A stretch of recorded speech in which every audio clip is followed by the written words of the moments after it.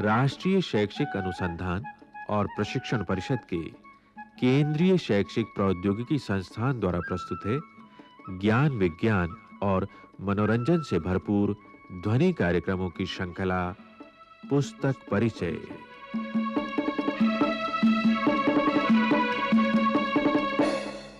दोस्तों, किसी लेखक ने कहा है, पुस्तकें हमारी सच्ची मित्र हैं।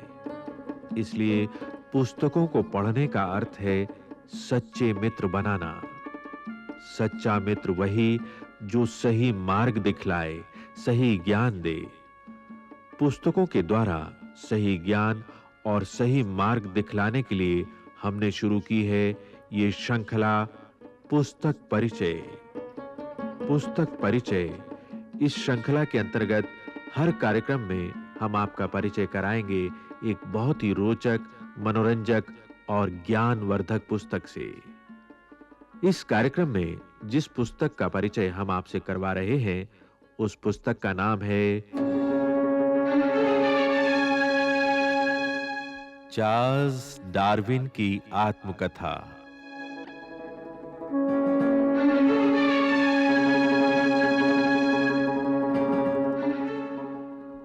नमस्कार दोस्तों, ये तो आप जानते ही हैं कि सन 2009 में चार्ल्स डार्विन की 200वीं जयंती मनाई गई और सन 2009 में ही उनकी प्रसिद्ध पुस्तक ओरिजिन ऑफ स्पीशीज की 150वीं वर्षगांठ भी मनाई गई। और कौन थे ये चार्ल्स डार्विन? मेरा मतलब है, इन्होंने किया क्या था?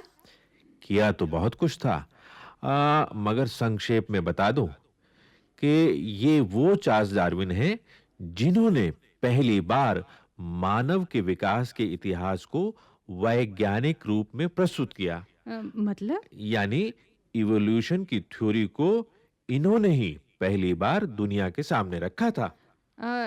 इसका क्या मतलब हुआ?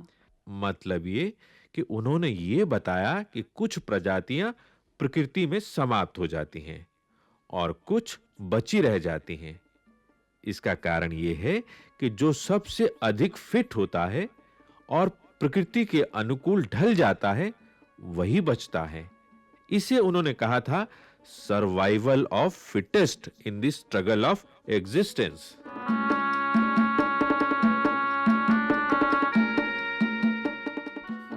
चार्ल्स डार्विन वही ना जिन्होंने एचएमएस बीगल नामक पानी के जहाज पर 5 वर्ष लंबी यात्रा की थी? बिल्कुल। उन्होंने वॉयस ऑफ बीगल नामक अपनी किताब में अपनी इस महान यात्रा का वर्णन भी किया है। अच्छा, और अगर उनके बारे में कुछ और जानना हो तो? वही मैं बताने जा रहा हूं। एक पुस्तक है चार्ल्स डार्विन की आत्मकथा,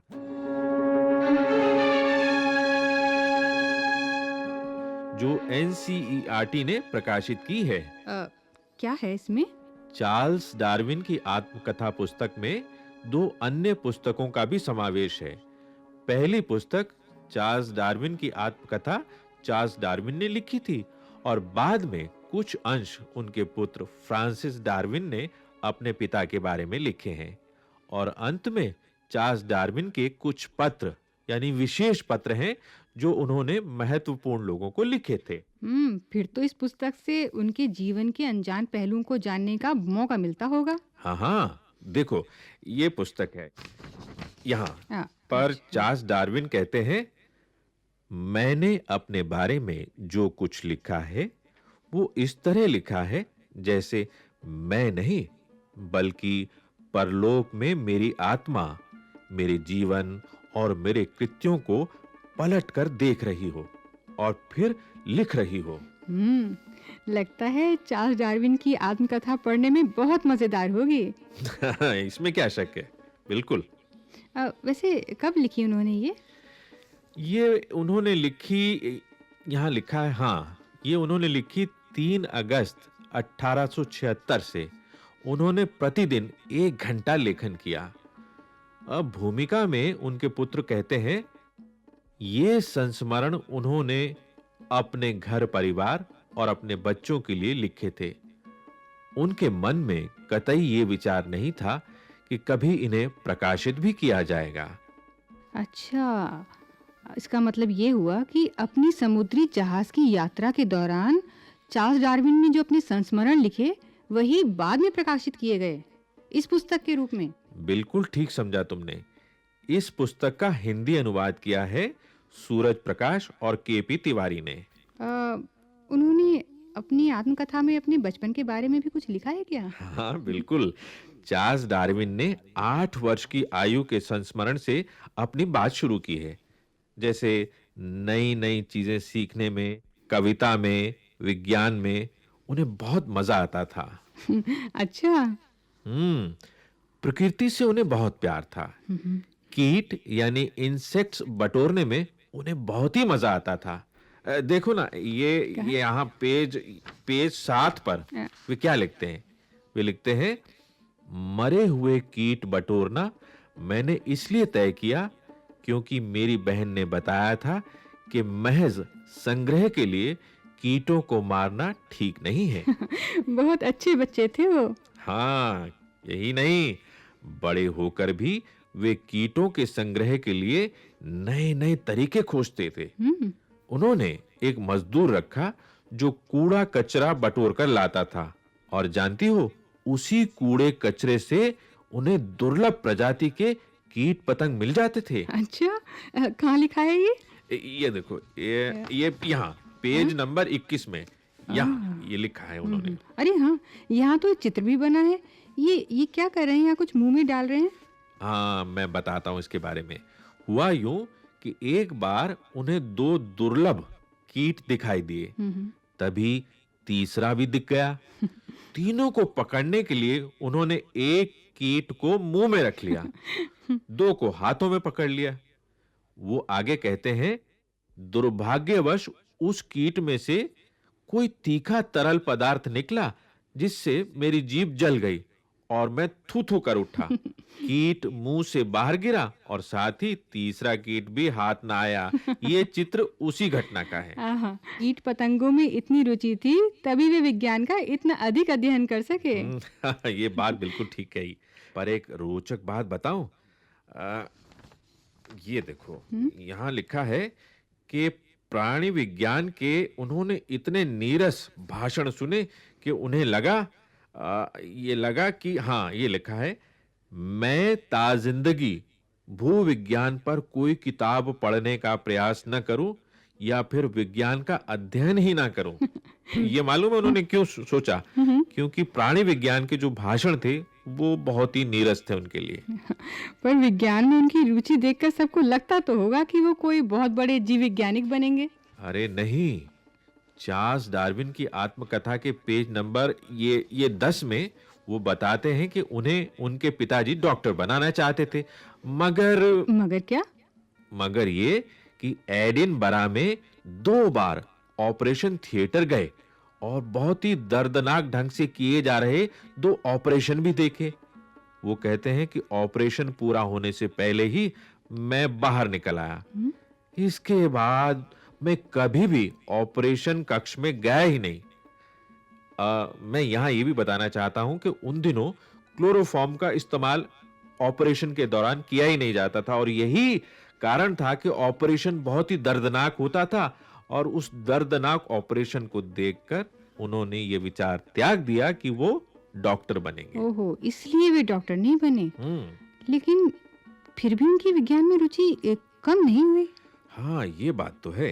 हाँ, एक और रोचक बात बताऊं, वो कभी पादरी भी बनना चाहते थे। अच्छा? हाँ, वो लिखते हैं कि एक वक्ता ने तो यहाँ तक कह दिया था कि उनके जैसा उन्नत ललाट तो 10 पादरियों को मिलाकर भी ना होगा। लेकिन आगे डार्विन कहते हैं, ये यहाँ उन्होंने लिखा है पेज 16 पर, कि मुझ पर रूढ़िवादियों ने हमले किए, इतने हमले किए, तो ये बड़ा ही असंगत लगता है कि कभी मैं ये भी सोचता था कि मैं पादरी बन जाऊं। लगता है चार्ल्स डार्विन की आत्मकथा बहुत ही रोचक किताब है। इसमें क्या शक है? विभिन्न कलाओं में भी उनकी रुचि थी। अब देखो, संगीत से भी उन्हें बहुत लगाव था। हालांकि किसी धुन को समझना, गुनगुनाना या बजाना उनके लिए कठिन था, मगर फिर भी वे संगीत का बहुत आनंद लेते थे। कई बार गायन मंडली यानी जो क्वायर होता है ना संगीत का, उन बच्चों को इकट्ठा करके उन्हें अपने पैसे देके यानी अपनी तरफ से पैसे देके उनसे गाना बजाना भी सुनते थे। अच्छा, हम्म और पढ़ने में कैसे थे वो? भाई पढ़ने में तो बहुत मेहनत करते थे। हम्म। पढ़ाई में कई बार उन्हें मुश्किलें भी आई। अच्छा। यहाँ देखो, ये देखो, ये कहाँ? पेज नंबर 17 में वो कहते हैं, मैं खुद को ही कोसता कि मैंने क्यों मेहनत नहीं की। फिर मैंने जमकर मेहनत की और बेड़ा पार हो गया। लगता है बहुत ही रोचक किताब है ये चार्ल्स डार्विन की आत्मकथा। बिल्कुल बिल्कुल। इस पुस्तक को विशेष रूप से बच्चों के लिए बनाया गया है और इसमें ऐसी जानकारी दी गई है कि बच्चे उस 200 साल में चले जाएं, उसमें खो जाएं और ये जान लें कि चार्ल्स डार्विन का जीवन क्या था, चार्ल्स डार्विन ने क्या खोजें की, उन्हें क्या मुश्किलें आई, उनकी पढ़ाई कैसी थी, उनका जीवन कैसा था और चार्ल्स डार्विन के बारे में सारी जानकारी हासिल कर सकें। अच्छा, मैं तो इसे जरूर पढ़ूंगी। कहाँ से मिल सकती है ये किताब और कितने की है? ये किताब केवल 50 रुपए की है जो एनसीईआरटी ने प्रकाशित की है। इसके 133 पृष्ठ हैं और यह प्रथम संस्करण है। इसे पाने के लिए 50 रुपए का ड्राफ्ट इस पते पर भेजकर इस पुस्तक को मंगाया जा सकता है।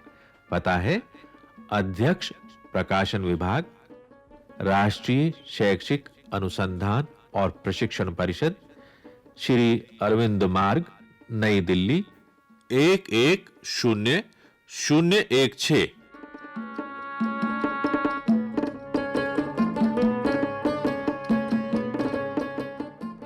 इसके अलावा दिल्ली के प्रगति मैदान में आयोजित वर्ल्ड बुक फेयर यानी विश्व पुस्तक मेला से भी इस पुस्तक को खरीदा जा सकता है, या बेंगलुरु, अहमदाबाद, कोलकाता और गुवाहाटी के एनसीईआरटी के कार्यालयों से भी इसे खरीदा जा सकता है।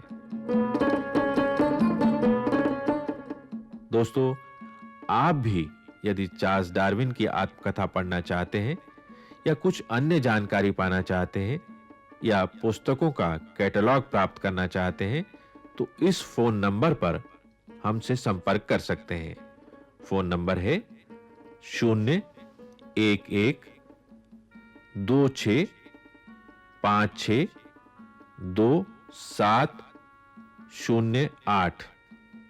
फोन नंबर हम आपको एक बार फिर बता देते हैं, 01126562708।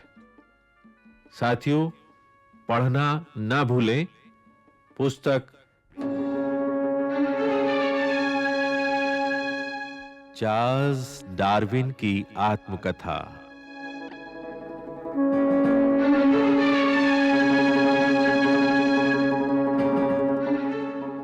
पुस्तक परिचय।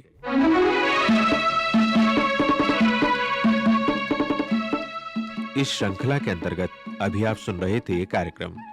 परियोजना परिकल्पना प्रोफेसर वसुधा कामत, विषय मार्गदर्शन डॉक्टर जितेंद्र सिंह, निर्माण संचालन प्रभुदयाल खट्टर, ध्वन्यांकन बटिलैंग लिंगदो, तकनीकी नियंत्रण सतीश लाड़े, निर्माण सहयोग दाऊदयाल चतुर्वेदी तथा आलेख निर्माण ध्वनि संपादन एवं प्रस्तुति वंदना अरिमर्दन।